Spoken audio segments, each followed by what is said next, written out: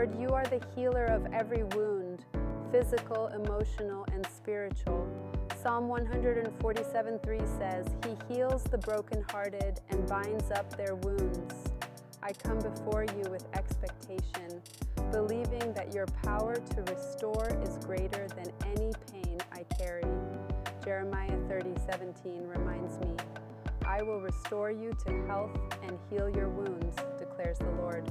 Even when I can't see it, I trust you are working beneath the surface of my pain. There was a time I thought healing would never come. I whispered, Lord, I can't carry this anymore. But slowly, you sent small signs of grace, a kind word, a comforting scripture, the strength to face another day.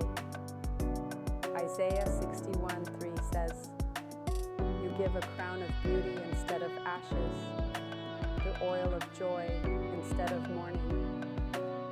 I began to see beauty rising from the ashes of my sorrow. I once thought healing meant forgetting, but you've shown me it means redeeming. Romans 8:28 says, In all things God works for the good of those who love Him. My wounds became the soil where your mercy grew. Now they are not marks of shame, but signs of your faithfulness. They've deepened my compassion, strengthened my faith, and reminded me that healing is a journey walked with you. Even now, grief resurfaces, scars remain, but Psalm 34:18 comforts me. The Lord is close to the brokenhearted and saves those who are crushed in spirit. Healing isn't becoming who I was, it's becoming who you intended me to be. I choose to forgive, to speak truth over my life, to serve from my scars, to believe you are still making something beautiful out of every broken piece.